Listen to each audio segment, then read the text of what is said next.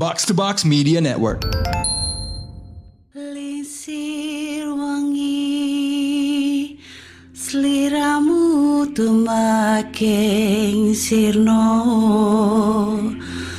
ojo tangi kanmu guling awas jok ngetoro aku lagi bang wingo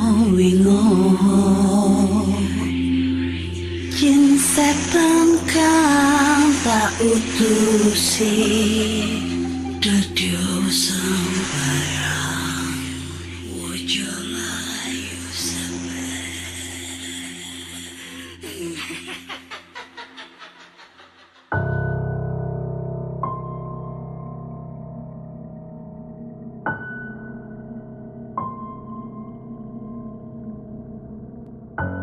Hai Re, iya apa kabar? Ketemu lagi dengan aku si Ana di podcast kisah horor.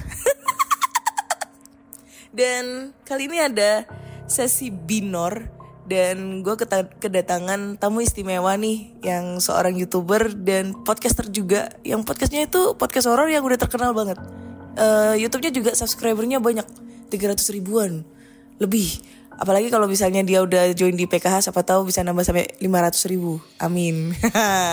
Dan gue kedatangan dari Kak Gilang Lonceng Misteri. Halo Kak. Ya gimana kabarnya nih? Alhamdulillah. Dan kebetulan nih kita ketemu di kota Malang ya, Batu. Kebetulan Lonceng Misteri lagi tur nih. Sangar nih, tur. Iya, tur nyari-nyari narasumber. Dan kali ini Kak Gilang mau menceritakan cerita horor nih, pengalaman horornya ya. Ini mau nyeritain pengalaman horor ya, yang emang kebetulan belum gue ceritain nih di mana-mana, dan sebenarnya pengalaman itu panjang banget. Karena ada beberapa dari sudut pandang lah. Cuman gue bakal nyeritain yang memang langsung ke ininya aja ya, langsung ke dari awal sampai akhir. Agak ringkas ya, karena kalau nggak bakal panjang sih. Oke, nggak apa-apa. Yang penting-pentingnya aja lah gue ceritain. Siap, gimana nih ceritanya Kak? Jadi waktu itu kan gue ini lagi semester terakhir ya, semester akhir lagi mau tugas akhir. Nah waktu itu kan dibentuklah 3 orang nih dari 2 jurusan. Jadi waktu itu jurusan gue. Jadi waktu itu jurusan gue 2 mesin, 1 perancangan. Jadi kita bertiga nih. Nah kita tuh waktu itu bertiga nggak tahu nih mau tugas akhir apa. Akhirnya selagi nyari pembimbing, waktu itu dapatlah pembimbing 1, sebut aja Pak Andi namanya. Kebetulan Pak Andi ini pembimbing 1 kita ya. Dia dapat pesanan mesin. Karena jurusan gue kan mesin nih. Jadi tugas akhirnya ini memang nggak harus sih, yang umum ini rancang bangun mesin. Jadi kita buat mesinnya, nanti di trial segala macem, jadi mesinnya dicoba, oke, baru presentasi. Itu mesin apa? Mesin manufaktur. Jadi mesin produksi. Tapi yang volumenya kecil lah, nggak mesin gede banget. Nah waktu itu Pak Andi ini dapat pesanan mesin dari salah satu UMKM yang ada di satu kampung di Bangka. Di Bangka. Iya. Dan mesin ini kita tanya dong apa. Waktu itu kata Pak Andi, ini buat salah satu produk khas sana lah. Nggak bisa sebut ya, karena pasti ketrek nih langsung. Iya, nggak usah. Jangan ya, bahaya. Nggak usah, skip aja. Salah satu produk khas sana, makanan lah. Nah, bisa dimakan produk ini. Tapi di mesinnya ini untuk salah satu proses si produksinya aja. Jadi kan proses produksinya ini banyak nih. Dari dia bahan baku, dari bahan mentahnya benar-benar bahan mentah, ada proses nyabut bahan segala macam, terus dihancurin dulu, terus dijemur segala macam. Udah kayak snack gitu. Lalu diperes si bahannya ini, baru ditumbuk. Oke. Habis ditumbuk ada lagi nih proses lainnya. Jadi gua ini dikasih, mau nggak ditawarin nih sama Andi, mau nggak bikin mesin penumbuk itu, penumbuk si bahannya ini. Jadi tadinya katanya penumbuknya ini masih pakai manual, jadi masih orang yang numbuk. Si UMKM ini masih numbuk manual gitu, masih duk. Oke. Mau nggak deh bikin mesin ini, mesin menumbuk ini. Nanti kelebihannya apa dari kalau manual kita jadi mesin kan ada dong. Karena memang kan salah satu dari dalam perguruan tinggi itu kan pengabdian kepada masyarakat ya. Ada kayak gitu ya. Kita mengabdilah kepada masyarakat dengan tugas akhir kita ini. Kita nyiptain mesin ini buat UMKM itu di daerah itu maju lah dengan adanya mesin ini. Diharapkan ya kan. Ya kita bertiga setuju aja karena nggak ada bahan waktu itu kan. Kita nggak ada bahan, ya udah kita ambil. Oke deh Pak kalau gitu. Nanti kita pikirin desainnya mau gimana. Nah kata si Pak Andi, mending kalian ke sana, ke kampungnya dulu Gi. Ke si itunya dulu, rumah produksinya dulu. Nah abis itu kita briefing lah kan, ini gimana, mau kapan kesananya, terus kira-kira ada bayangan gak mesinnya mau seperti apa dan lain-lain ya. Ya udah ada sih Pak, ternyata kan yang si orang perancangan kita ini si Setiawan lah, namanya Setiawan. Ini tuh dia orangnya pinter lah dia. Si yang rancang mesin kita ini orangnya pinter. Dia udah ada bayangan nih. Oh berarti nanti mau dibuat kayak gini, dia ada bayangan. Yaudah yuk kita berangkat ke tempat si rumah produksinya ini, UMKM-nya ini. Waktu itu perjalanan ini dari si kampus, dari kampus gua ke kampung itu makan waktu 5 jam. Wih, jauh ya? Lumayan jauh. Dan itu ini nggak melosok gitu? Iya. Jadi bener-bener di perkampungan banget, jauh dari kota. Kita sampai itu berangkat tuh jam pagi berangkat sekitar jam 10, nyampe siang. Ketemu nih sama Bu Rosma, pemilik dari UMKM itu. Ini namanya gue samarin ya, Bu Rosma. Tapi kalau teman TA gue enggak lah, teman tugas akhir gue ini si Setiawan sama si Bob ini enggak gue samarin. Emang beneran gue bertiga TA sama dia. Kita nyebutnya TA aja lah ya, tugas akhir ini. Terus sampai sana, sampai kampung, ketemu sama si Bu Rosma ini. Akhirnya ya kita disambut lah sama Bu Rosma kan. Oh ini dari ini ya anak didiknya Pak Andi ya. Ternyata dia kenal sama Pak Andi. Ya, iya Bu, begini. Terus abis itu setelah ngobrol-ngobrol bentar, si Bu Rosma ini ngajak ke rumah produksinya, di tempat UMKM-nya ini yang dia punya. Jadi kan dia pemilik UMKM-nya ini, dia punya tempat produksi. Itu salah satu rumah dijadiin tempat produksi sama dia. Rumahnya itu lumayan lega ya gue bilang ya, dalamnya itu lumayan lega. Tapi yang menarik rumahnya ini nih, kan di perkampungan itu kan ya udah tembok lah semuanya, udah ubin, udah ya selayaknya udah modern lah, kampung-kampung modern walaupun emang agak sepi di sana. Tapi rumah produksinya ini yang menarik, dia semuanya dari bahan kayu. Jadi kayu disusun dibentuk rumah gitu loh. Dindingnya juga kayu. Kayu semua. Jadi benar-benar masuk tuh kayak masuk rumah adat. Oke. Iya. Kebayang. Dan di situ banyak tuh alat-alat produksi tuh, alat-alat produksinya dia. Nah dia ngejelasin tuh dari awal tuh di ini sampai ntar ditumbuk. Nah kita lihat dong tumbukan manualnya waktu itu. Tapi pas kita lihat tumbukan manual ini ada sesuatu yang janggal. Mungkin dari awal gue masuk rumah itu, dari awal gue masuk rumah produksi itu tuh udah banyak yang janggal. Pertama, nggak ada satupun karyawan yang lagi kerja di sana. Libur tapi, gitu? Nggak tahu, gue nggak nanya waktu itu sama Bo. Jadi kita masih agak nggak enak lah mau nanya-nanya ke dapurnya. Kita agak nanya ke produksinya aja kan, memang buat mesinnya. Terus rumahnya tuh kan dari kayu. Banyak selak-selak gitu kan, nggak rapet dong. Harusnya adem. Gue mikir harusnya adem di situ. Panas tapi panas banget, kayak rumah yang udah nggak dibuka berapa lama nggak sih? Iya. Terus barang-barangnya ini tuh yang buat produksinya tuh kayak berantakan, jadi kayak nggak kurus. Harusnya kan kalau memang dipakai produksi pasti rapi gitu. Dong, orang kerja habis itu diberesin. Iya betul. Ini kayak enggak diurus. Terus Waktu itu kita di depan si penumbuknya itu ada si alunya sama lesung. Lesung itu yang buat yang dari batu. Dari kayu. Oh, dari kayu. Jadi lesungnya ini dari kayu, alunya juga dari kayu. Kayu ketemu kayu tuh numbuk. Alunya itu gede lah ya, sekitar ada 2 meteran kali. Dan diameternya tuh gede banget. Jadi itu emang buat sekali ngebejek tuh sekali numbuk langsung hancur. Iya. Itu berat banget, si alunya juga lumayan berat. Wah gila nih orang yang numbuknya kuat juga. Karena kan numbuk nggak cuma sekali kan, pasti berkali-kali. Ini si penumbuk ini yang bakal kita jadiin mesin nanti. Jadi setelah mesin jadi, biar nggak ada orang yang numbuk lagi. Udah pakai mesin kita, gitu. Tapi pas gue lihat ke arah si alu sama lesungnya ini, ada yang aneh. Jadi di lesungnya ini nih, sama di alunya, di lesungnya sama alunya, gue liat kayak ada merah-merah, kayak bercak darah gitu loh. Gue nanya, kering, tapi kan kayu kan, jadi kayak nempel gitu nih, merah. Ini merah apaan bu? Gue mikir ini apa ya? Kok cat atau apa? Mungkin kan kena cat, kena kena salah satu bahannya dia nih. Bu, ini apa nih merah? Kata gue, gitu kan. Oh enggak, ini mah inian katanya bahan gitu. Bener, dia bilang gitu tuh. Itu tapi bercaknya tuh banyak apa dikit?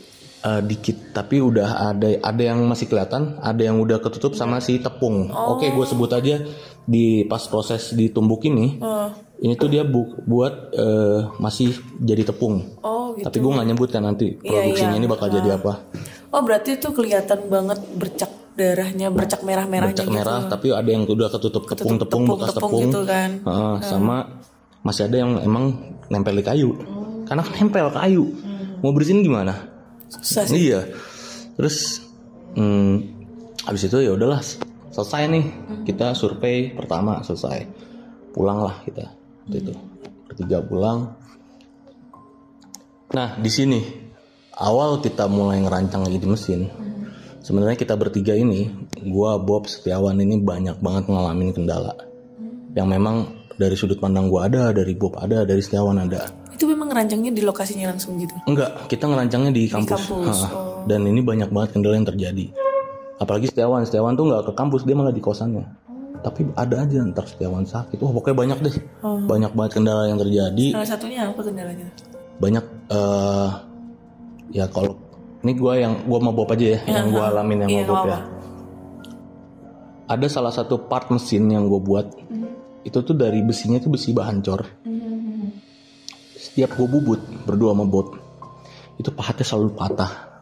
Padahal harusnya enggak, karena gue pakai emang pahat yang kuat, yang harusnya itu bisa ngancurin itu. Bahkan dosen pun gue udah bilang sama dosen, kok ini patah ya Pak? Harusnya enggak patah gini terus. Pokoknya banyak dah, salah satunya itu.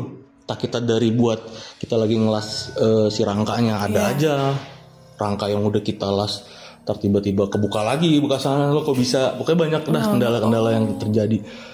Targetnya itu sebulan selesai rangka, selesai rancangan dan rangkanya selesai, dan hitungan-hitungan semuanya selesai. Momen segala macam kan harus dihitung ya, namanya buat mesin. Terus akhirnya jadi 2 bulan. Si rancangan selesai, hitungannya selesai. Terus lebih estimasi. Nah, setelah 2 bulan itu akhirnya jadi mesin molor dong dari target yang ditentuin sama Pandi. Ya, dengan semua kendala yang kita alamin molor, tapi akhirnya jadi juga nih. Target itu di bulan ketiga kita harus sudah trial. Artinya itu mesin harus sudah jadi dong. Nah, mesin itu udah setengah jadi, tinggal nunggu si jadi mesin itu kan baja ya. Tapi kita tetap pakai lesung buat numbuknya, dan tetap ada alu. Jadi mesinnya ini bayangan aja ya. Kita buat 2 penumbuk. Jadi modelnya kayak piston, dan di atas itu ada 2 piringan. Jadi kayak sistem pakai sepeda. Sistem kayuan sepeda gitu. Di bawahnya ntar piston. Kiri kanan numbuk. Jadi 2 tumbukan. Duk cepat gitu. Nah, mesinnya itu kayak gitulah ya. Pakai motor penggerak tetap. Terus udah setengah jadi, kita butuh hitungan di lesungnya nih.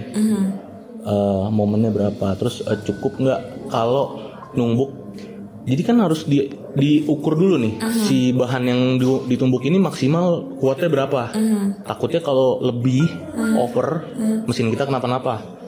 Kita butuh bahan sebenarnya, butuh bahan aslinya. Jadi butuh bahan mentahnya sebelum itu masuk ke proses penumbukan. Iya. Kita hubungin dong Bu Rosma. Bu, kita butuh bahan ininya nih. Karena nyari bahannya nggak ada lagi di situ doang. Kita butuh bahan ininya nih. Bu Rosma bilang bahan ini harus dijemur dulu karena memang sebelum proses penumbukan ini harus dijemur dulu. Kalau sekarang belum kering katanya gitu. Nunggu kering dulu gitu. Gimana kalau besok kita hubungin belum kering juga. Pokoknya Bu Rosma ini selalu ngurur-ngurur. Tapi berarti itu PP gitu atau nginep di situ? PP. Awalnya PP. Awalnya PP. Terus ini gimana nih? Dia ngulur-ngulur mulu sedangkan kita butuh cepet, ya kan? Target kan mau trial. Ya udah, akhirnya Pak Andi tuh waktu itu yang ngubungin. Pak ini gimana Pak? Akhirnya Pak Andi yang ngubungin. Kata Pak Andi, udah nih, kamu kesana hari ini. Akhirnya ditentuin tuh sama Pak Andi. Dia udah janjian sama Bu Rosma. Mungkin nggak tahu dia ngomong apa sama Bu Rosma ya. Akhirnya berangkatlah kita di waktu yang ditentuin Pak Andi. Oke. Kayak berangkat tuh waktu itu jam udah siang. Waktu itu udah mendung. Berangkat kita nyampe sana pas-pasan hujan. Untung aja udah nyampe. Hujan. Kita nyampe tuh. Dan ternyata pas ketemu Bu Rosma barangnya nggak ada. Kok bisa? Padahal kan katanya masih dikeringin, nunggu kering, tiba-tiba sekarang nggak ada. Ternyata barangnya belum kering kata dia gitu. Barangnya tetap belum kering kata dia gitu. Tapi besok udah kering kata dia gitu. Diulur lagi. Akhirnya kan itu posisi hujan ya. Kita mau pulang repot dong, nunggu hujan dulu. Terus sedangkan pasti pulang malam. Dan malam itu di sana nggak kayak di kota yang rame. Di sana kan sepi jalanan. Pagi udah lewat maghrib. Itu sepi banget jalan kiri kanan hutan. Pelosok banget ya. Dan hujannya itu nggak berhenti bener. Kita tungguin sampai sore hujannya nggak berhenti. Sampai maghrib akhirnya nggak berhenti juga. Dan akhirnya kita mutusin kan, gimana kita ngomong Bu Rosma, kita tidur sini aja bilang. Akhirnya Bu Rosma bilang, iya kamu tidur sini aja, jangan pulang deh. Bu Rosma mungkin khawatir kita pulang hujan-hujanan, takutnya kenapa-napa. Kebetulan si Setiawan bawa laptop waktu itu. Bawa laptop karena laptopnya di tasnya dia mulu, nggak dikeluarin tuh. Jadi aman lah, bisa sambil ngicil-ngicil laporan gitu. Nah, rumahnya Bu Rosma sama rumah produksi ini hadap-hadapan. Oke. Seberangan. Nah, kita tapi disuruh tidur di salah satu rumah, katanya ini rumah anaknya, tapi lagi nggak ada, lagi kosong. Rumahnya ini persis di sebelah rumah produksi. Iya, jadi bener-bener agak dempet tapi nggak dempet banget, ada space lah. Gitu. Tapi bener-bener di sebelahnya. Rumahnya kecil, cuman 2 kamar, 1 ruang tamu, terus ruang tengah ada dapur kayak kontrakan lah. Tapi itu rumah. Terus kita disuruh tidur di situ. Bisa tidur di salah satu kamarnya. Kita dibukain pintu segala macam, tidur sini ya di kamar belakang gini. Oh yaudah Bu, makasih. Oh kita mikir ya udahlah nggak apa-apa, bermalam di sini semalam nggak apa-apa. Yang penting besok aman, dapat nih bahannya, ya kan. Buat kita ngetes kuat nggak nih kalau ukurannya semananya ya kan.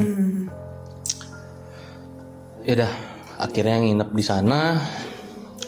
Tapi di malam kita nginep bener-bener kita ngalamin kejadian yang emang buat kita bertiga kaget banget waktu itu, yang kita nggak sangka-sangka lah. Waktu itu gue inget banget itu jam 8 malam ya. Jam 8 malam kampung itu udah sepi banget.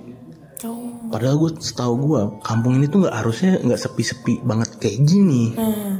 Tapi itu penduduknya lumayan padat di situ. Lumayan. Tapi kok sepi banget pada malam itu. Jam 8 malam kok sepi banget. Terus ya kayak nggak ada motor lewat, mobil lewat, terus sesekali aja mobil gitu kedengeran kan di jalan raya. Ini nggak ada sama sekali, kosong. Jadi memang isi rumah Bu Rosma ini sama rumah produksinya ini agak masuk ke gang dikit, tapi nggak jauh dari jalan raya. Harusnya masih kedengeran dong. Iya, logikanya masih kedengeran, banyak yang lewat. Nih nggak ada, sepi banget jam 8 tuh. Terus ya kita biasa lah kayak main HP, ngapain kan, nonton apa, denger lagu lah segala macem, nonton film waktu itu di laptop Setiawan. Jam 9 malam waktu itu kita belum pada tidur tuh bertiga. Lewat sejam, sekitar jam 9 malam lewat. Itu dari rumah produksi kita dengar suara. Suara apa tuh? Duk. Oh, ini alunya. Iya. Oh. Alu mukul ke lesungnya itu. Duk. Lah kita bertiga lihat-lihatan dong, ya kan. Terus apaan tuh? Gue nanya, ya apaan ya? Yuk, kita cek yuk. Nah gue waktu itu yang ngecek tuh gue sama Bob. Gue sama Bob ngecek. Gue keluar rumah, Setiawan enggak tuh. Lu aja cek lah, kata Setiawan gitu. Ya mungkin gue juga waktu itu mikirnya, wah siapa nih yang kerja malam-malam ya kan? Katanya nggak ada produksi lagi Jam dari berapa kemarin. Jam berapa itu? Sekitar jam 9 lewatan. Oh, oke.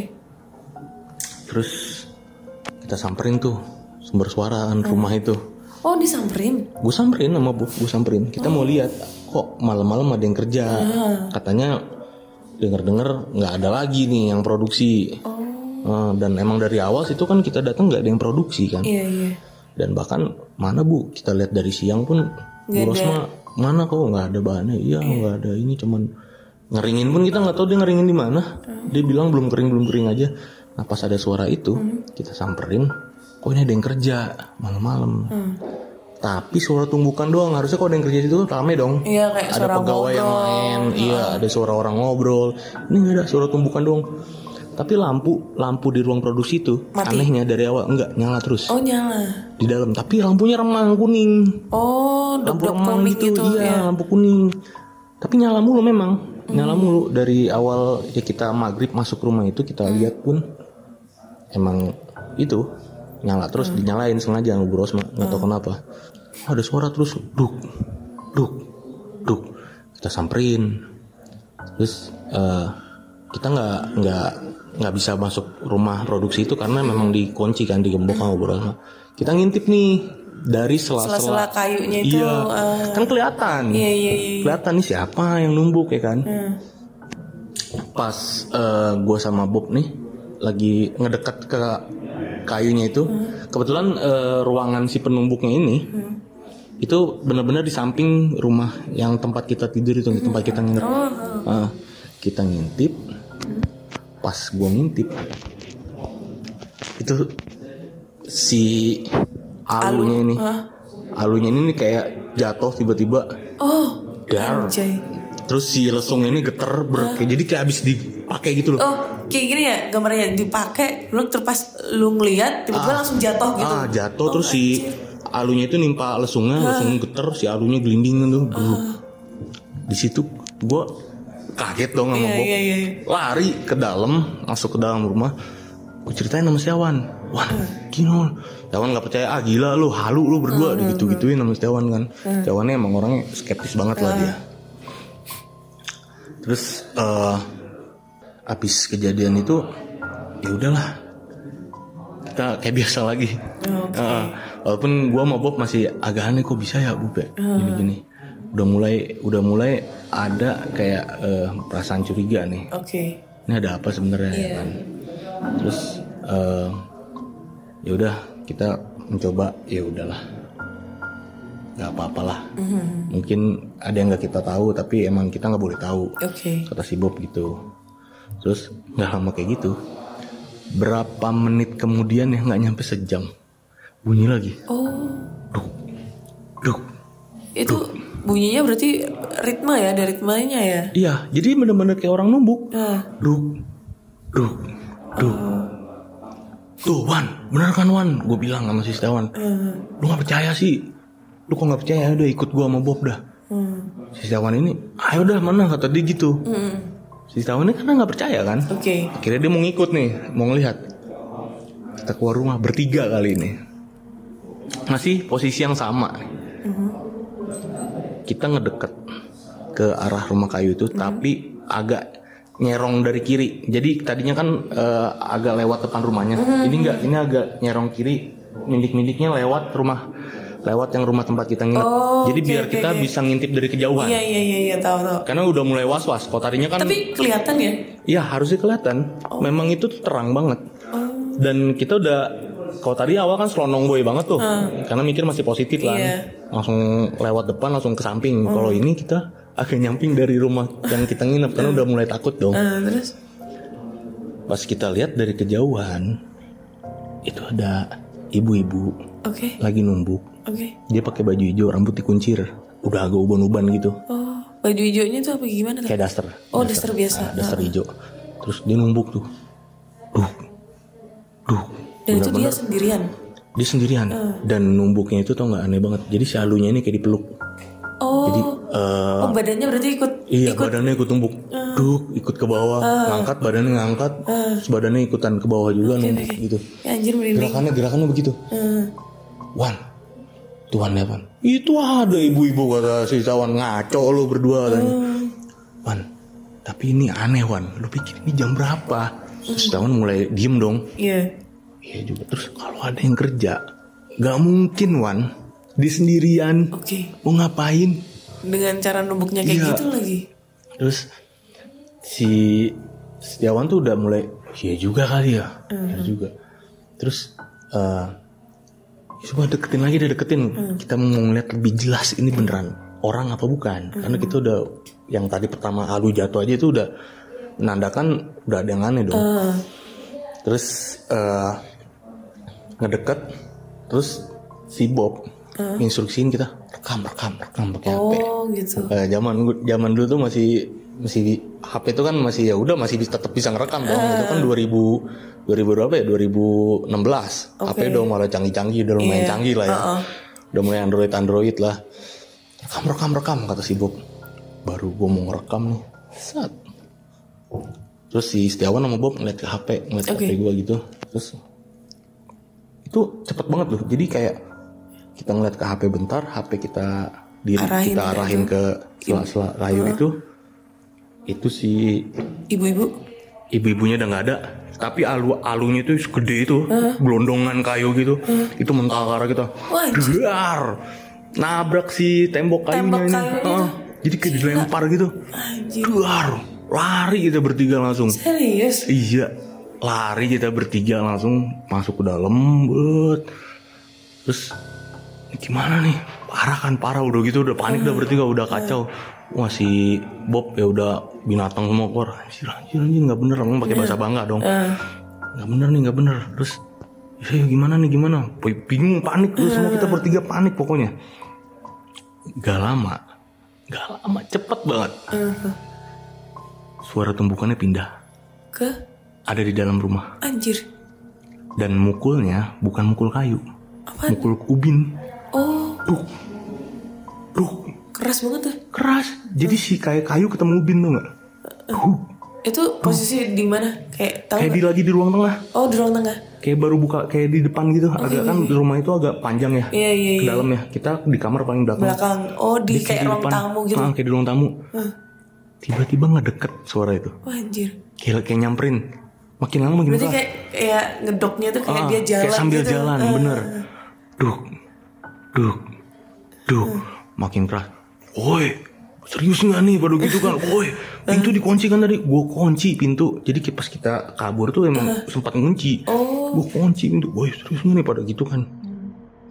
Terus si Bob langsung panik tuh, udah panik banget tuh, Setiawan juga panik, buka jendela, kabur lewat jendela. Terus ke rumah Bu Rosma langsung.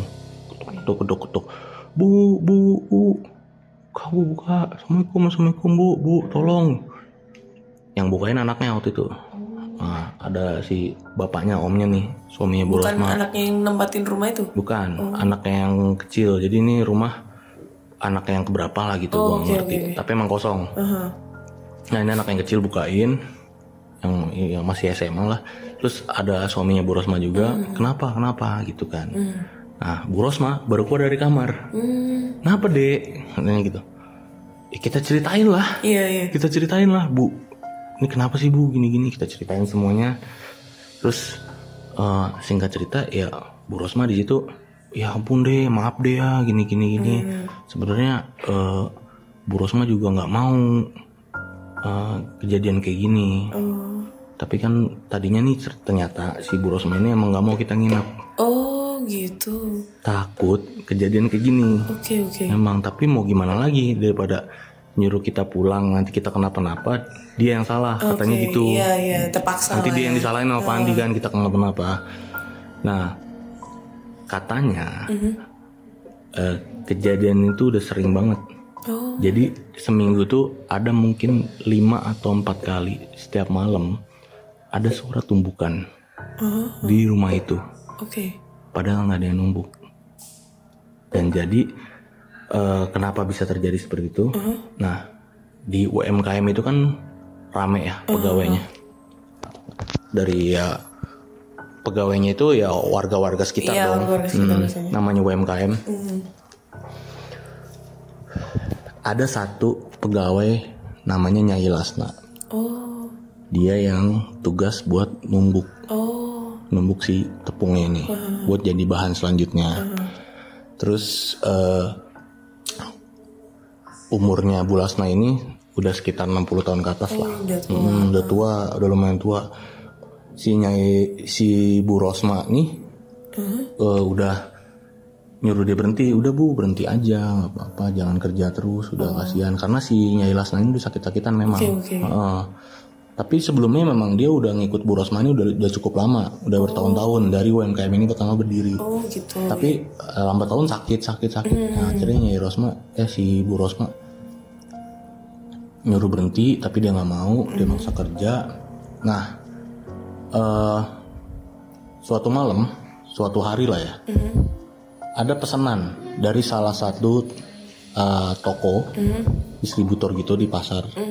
Dia mau ngirim ke luar provinsi. Pesanannya banyak lah waktu itu. Ada salah satu pesanan, terus ya pesanannya banyak. Akhirnya yang kerja di situ disuruh pada lembur segala macem. Nah, yang tadinya emang kan itu mungkin sistemnya kayak per hari ya, perbayarnya itu per hari ya si Bu Rosma ini. Warga-warga yang lain di situ disuruh bantu dong yang lain gitu, bantuin proses produksi ini. Nanti kayak yang tadinya awalnya nggak kerja mungkin ikutan kerja segala macem. Rame tuh akhirnya rumah produksi tuh jalan tuh. Nah, si Bu Rosma ini kan sakit, nggak bisa kerja, nggak dikasih sama Bu Rosma. Tapi si Bu Lasna ini maksa, si Nyai Lasna ini maksa. Walaupun disuruh Bu Rosma nggak boleh kerja, Nyai tetap maksa. Akhirnya ya mau gimana, nggak dikasih sama yang punya UMKM kan buat kerja karena udah sakit-sakitan. Ya udah, warga yang lain kerja tuh segala macem. Pada hari pertama produksi berjalan tanpa Nyai Lasna.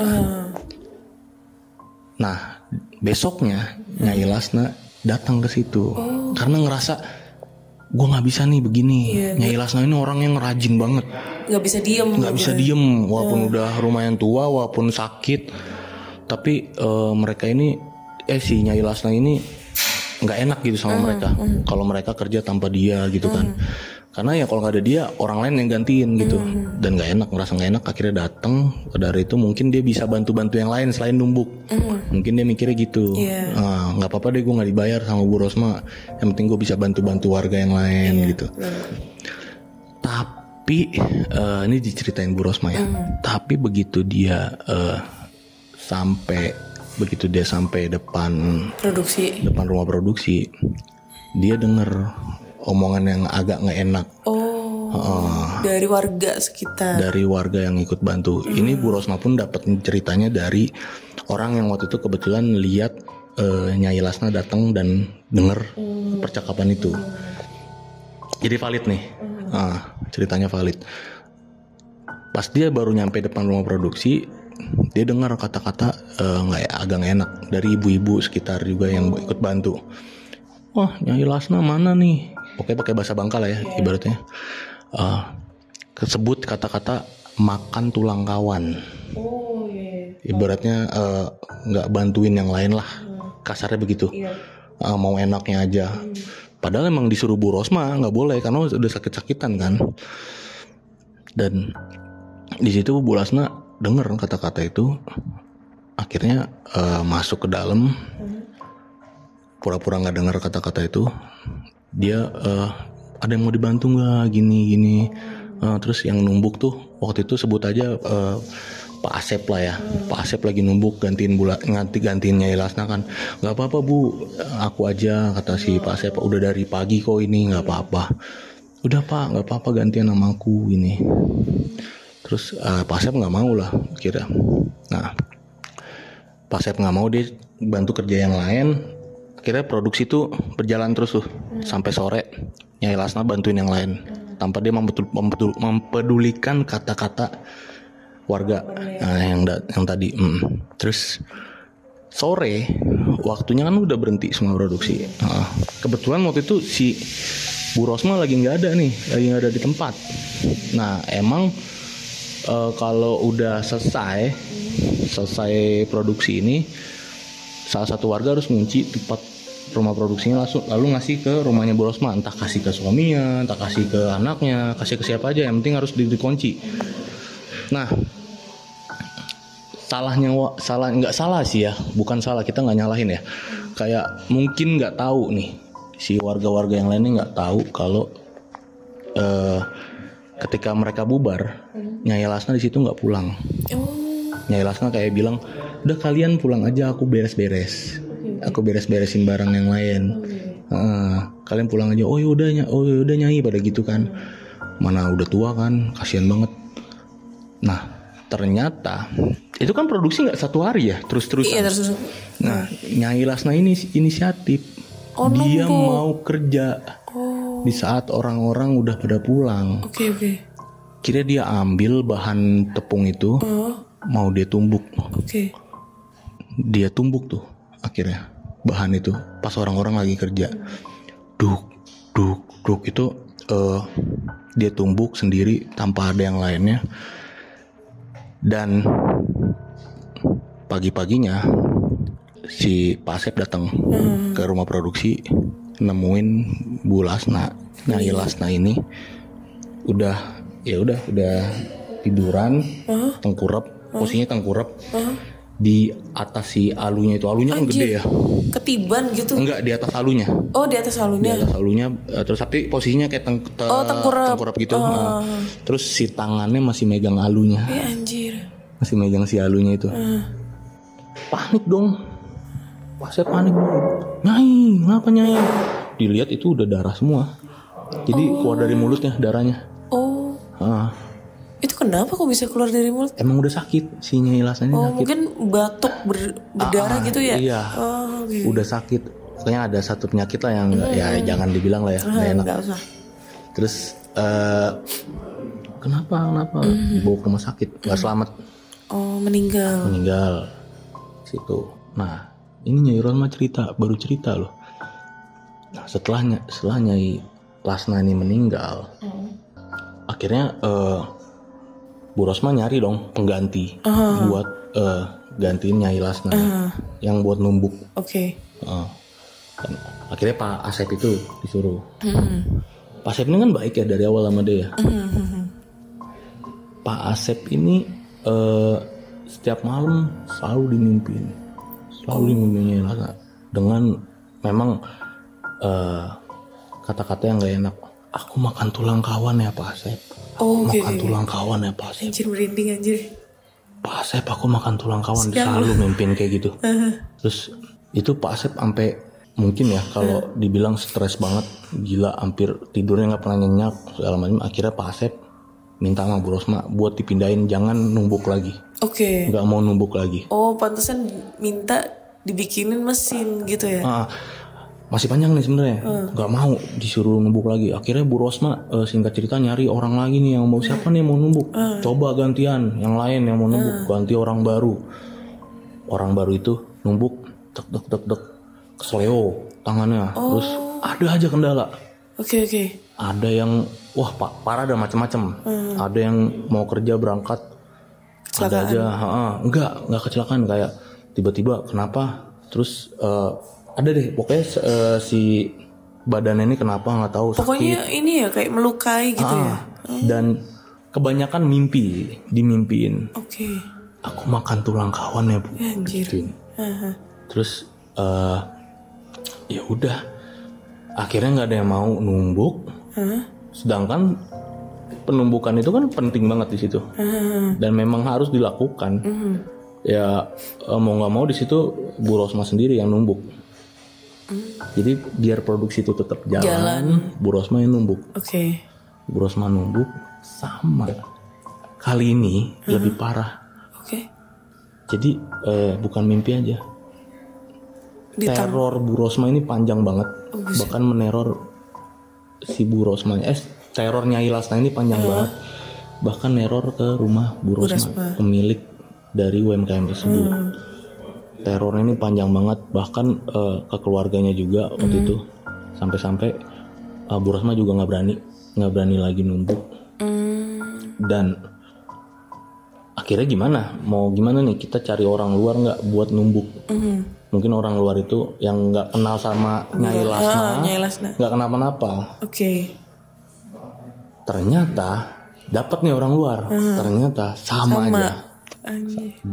Bahkan sekarang arwah Nyai Lasna ini selalu kayak muncul ketika produksi berlangsung. Oh, biasanya masih neror ya sampai sekarang. Jadi orang lagi kerja, tiba-tiba orang lagi kayak nyisi-nyisiin bahan-bahannya, lagi ngupasin segala macam, tiba-tiba Nyai Lasna datang di sampingnya ngambil bahannya dia, terus sambil ngomong, aku makan tulang kawan ya, Bu. Ya, terus temennya ngeliat, oh Nyai Lasna mau kabur, sering kayak gitu. Terus orang lagi meres bahan, terus tiba-tiba Nyai Lasna datang dari sampingnya dia ngikut meres. Aku makan tulang kawan ya, Pak, kayak gitu. Nah, yang ngomongin itu pernah kejadian juga nggak yang ngomongin Nyai Lasna itu? Bahkan semuanya. Tapi Bu Lasna ini, si Nyai Lasna ini nggak tahu kan yang ngomongin dia siapa. Intinya kan ibu-ibu di dalam situ, karena kan posisi dia masih di luar waktu dia datang itu. Cuma ngedengerin suaranya aja. Iya, nggak tahu suara siapa itu. Karena kan rame orang. Dan selalu seperti itu, terornya selalu seperti itu berjalan sekitar beberapa bulan. Terornya akhirnya produksi diberhentiin karena nggak kondusif lagi. Iya. Ya kan, tiba-tiba lagi rumah produksi bisa sepi lah. Si Bu Rosma kaget dong, pada kemana? Takut semua lah. Iya, akhirnya ya dapat cerita kayak gitu Bu Rosma dari warga-warga yang kerja di tempat produksinya dia. Dan bahkan setiap malam itu ada cerita kenapa selalu ada suara tumbukan di malam hari. Oke. Nah, akhirnya Bu Rosma kepikiran buat ngubungin kampus kita. Bikin mesin itu. Itulah awal mula kenapa ada pesanan mesin itu. Akhirnya Bu Rosma nanya, kalian bertiga gimana? Masih mau lanjut nggak?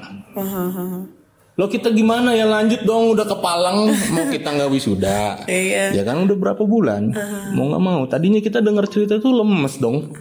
Wah, dia bener aja. Masa kita ngegantiin mesin yang emang udah angker banget nih. Maksudnya bikin mesin yang buat ngegantiin si lesung ini. Iya. Kita mikir, waktu pikiran udah kemana-mana tuh. Pantesan kita nyangkut pautin sama kejadian-kejadian kendala kok banyak banget. Kendala yang kita alamin bertiga ini banyak banget, nggak kayak tim-tim lain yang lancar-lancar aja. Kita kok banyak banget kendala, kita salah apa padahal semuanya udah sesuai SOP, udah sesuai arahan dari pembimbing, kok ada aja kendalanya. Banyak kejadian yang emang di luar nalar ketika kita ngerancang mesin itu. Kita sangkut pautin semua, akhirnya terjawab di situ.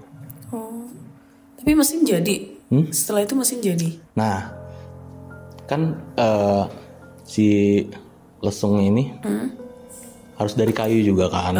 Alunya ini harus dari kayu. Jadi alunya ini dari kayu. Nanti ada selongsong yang buat nyangkutin. Iya, nyangkutin terus nanti ada ya pokoknya di pedal terus dia secara otomatis gitu kan. Kalau emang nanti butuh fotonya ada sih, bekas rancangannya masih ada di laptop tapi. Oke.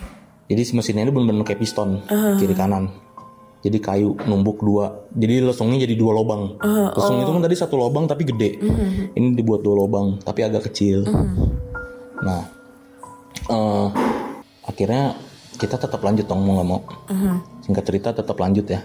Dan lesungnya ini kita ngambil dari kayu, kita mesen ke pengrajin di sekitar kampus lah, ada pengrajin kayu. Kita ukur, maksudnya kita ukur sama bahan yang mau ditumbuk segala macem. Nah ini yang parah, yang sampai sekarang bikin gue inget nih, nggak pernah lupa. Pas hari trial mesin, nyoba dong, pakai bahan asli, mau ditumbuk. Itu semua udah kita hitung. Setiawan itu pinter banget, dia nggak pernah salah ngitung, bahkan dia ngitung cepet banget. Ibarat dia tuh anak perancangan, salah satu anak perancangan paling pinter lah di situ. Dia nggak mungkin salah hitung. Pas lagi trial, baru jalan nggak ada semenit, jeduk, weh berhasil nih, udah seneng. Belum ada jalan semenit, tiba-tiba si kayunya itu selongsong, si kayunya nih, pistonnya ini, salah satu pistonnya nyangkut di pengarahnya itu. Itu tiba-tiba nyangkut, mau nggak mau nyangkut, kan si mesinnya tetap muter. Iya. Bearingnya tetap ini kan, nahan beban si motornya kan. Sedangkan si penumbuknya nyangkut. Itu ngangkat semua dong bearing-bearingnya, jebrut. Hancur di situ. Rusak. Itu mana aku tuh pakai kopling cakar, bukan kopling biasa. Kopling cakar kan lumayan mahal ya dulu ya. Terus pakai 8 bearing kalau nggak salah. Jebol semua. Gak ada yang selamat. Terus ada beberapa komponen yang patah. Terus si base mesinnya ini ada yang retak lasannya karena nahan si yang tadi itu tuh. Wah kacau di situ. Rugi gitu. Itu benerin lagi nggak? Benerin lagi. Oh dibenerin lagi. Akhirnya benerin lagi, tapi kita mikir dulu sebelum kita ngerenung nih. Kenapa nih kok bisa rusak? Ya lasnanya nggak ikhlas kali. Nah, kok nggak selesai. Akhirnya kita bertiga datang lagi ke kampung itu. Kita laporan sama Bu Rosma, Bu, ini semua udah pas hitungan segala macem, tapi mesinnya trial nggak lolos trial, mesinnya roboh. Sedangkan kita biaya udah habis, namanya duit mahasiswa semana sih dulu. Itu kan tugas akhir harus pakai duit kita dulu, baru ntar diganti sama yang mesin. Kita duit nggak ada Bu, segala macem.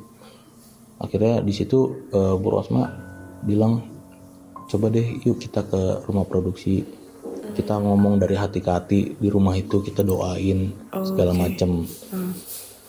Nah kita datang ke rumah itu, rumah produksi itu, kita di depan halu itu, kita doa ya kan segala macem. Entah gimana ceritanya, katanya si Bob ini katanya kayak tiba-tiba dia tuh kayak bengong gitu, terus kayak dapat jawabannya. Jadi dia tuh katanya dia ketemu Bu di situ, padahal nggak ada. Ini tuh kita lagi doa loh. Bob ini kita lihat diem aja dia, diem aja. Ketemu Bu Lasna di situ. Berarti kayak apa? Kayak ngimpi gitu? Jadi si Bob ini bilang Bu Lasna ngomong sama dia ngomong nih, katanya si Bu Lasna ini ngomong sama dia kalau yang udah ada jangan dihilangin. Apanya tuh? Oh alunya. Yang udah ada jangan dihilangin. Bu Lasna cuma ngomong gitu, dan dia kepikiran. Oke, gimana kalau alunya kita pakai kayu ini? Pakai kayunya si Bu Lasna. Wah di situ langsung, wah iya tuh. Karena si Bob ceritakan pesannya Bu Lasna itu, yang udah ada jangan dihilangin. Akhirnya pakai kayu itu. Itu kan alunya gede tuh diameternya. Kita ke pengrajin tuh, kita kasih ukurannya Pak buat segini lagi, kita buat selongsong ulangnya nih, piston ulangnya, piston dari bahan kayunya nih kita buat pakai kayu alu aslinya itu, kita buat lagi ulang. Akhirnya kita buat ulang, terus proses kita repair lagi segala macam yang jebol itu, kita trial, akhirnya berhasil, lancar. Jadi kayak modelnya Bu Lasna nih gak ikhlas ya dengan apa yang sudah ada di situ terus digantikan gitu. Iya, jadi berhasilnya pas si penumbuknya itu pakai kayu asli dari alu yang sering dipakai Bu Lasna. Si Nyai Lasna ya. Nyai sama Bu sama lah ya. Dari tadi gue sebut Nyai Bu. Yang mana sebutan orang sana biasanya Nyai. Oh Nyai, di sini mah Bu. Tapi kita gara-gara gue juga udah sering di sini jadi Bu aja. Biar nggak bingung. Gitu. Dan akhirnya berhasil. Sebenarnya terornya panjang banget kalau mau diceritain. Tapi sampai sekarang rumah produksinya masih jalan gitu. Sampai sekarang masih jalan. Kayaknya kalau di tracking pun disebut produknya apa langsung keluar. Karena itu Hasan lah. Oh Hasan. Jangan bilang Hasan nanti pada. Untungnya tadi malam gue cek. Kan tadinya pas zaman gue itu baru satu doang rumah produksi yang di situ. Itu pertama kali di situ. Sekarang udah banyak. Oh udah banyak. Udah banyak. Maksudnya di daerah di Bangka, di daerah-daerah lain tuh udah banyak yang bikin UMKM seperti ini. Produksinya sama. Berarti nggak bisa ke tracking nih. Ya. Di mana-aja. Ya untungnya. Anjir, tapi pada zaman itu doang satu. Oh tahun 2016 ya. 2016 waktu itu. Serem sih 2016 sih ya baru-baru inilah nggak begitu lama banget sih. Serem banget sih itu ceritanya. Iya. Jujur sih ini aku agak merinding padahal ini siang loh, kita tagnya siang dengan gangguan-gangguan suara-suara goib di bawah. Karena ini lagi rame di sini. Jadi guys, ceritanya dari Kak Gilang cukup serem sih menurut aku. Pengalaman dia tentang bikin mesin nih di mana? Bangka ya? Iya. Di Bangka di sebuah rumah produksi UMKM kayak gitu. So buat teman-teman nih mungkin kalau ada pengalaman yang sama nih seperti yang Kak Gilang ceritain, apalagi di Bangka nih, kalian bisa langsung aja kirim ceritanya ke podcastkisahhoror@gmail.com. Dan jangan lupa juga lihat channel YouTube-nya Lonceng Misteri ya di YouTube. Nanti linknya aku taruh di description-nya, sama podcastnya nih karena Lonceng Misteri sudah ada podcastnya ya di Spotify, Google Podcast, Apple Podcast, Noise, bahkan di YouTube Musik itu juga udah ada loh. Kayak gitu. YouTube Musik udah ada, canggih kan. Tapi emang AdSense-nya ada di YouTube. YouTube video. Ada Kana juga cerita di situ. Iya, nanti gue juga cerita di situ lah tentang pengalaman yang belum pernah gue ceritain juga. So buat teman-teman semua, jangan lupa dengerin podcast kisah horor di Spotify, Google Podcast, Apple Noise dan lain-lain, semua platform kesayangan kalian. Jangan lupa juga like, comment dan subscribe di Noise dan follow di Spotify. Kasih rating bintang 5 untuk podcast kisah horor di Spotify dan rating bintang 5 untuk Lonceng Misteri di Spotify. Akhirnya saya Ana undur diri dan Gilang undur diri. Terima kasih sudah mendengarkan podcast kisah horor. Bye bye.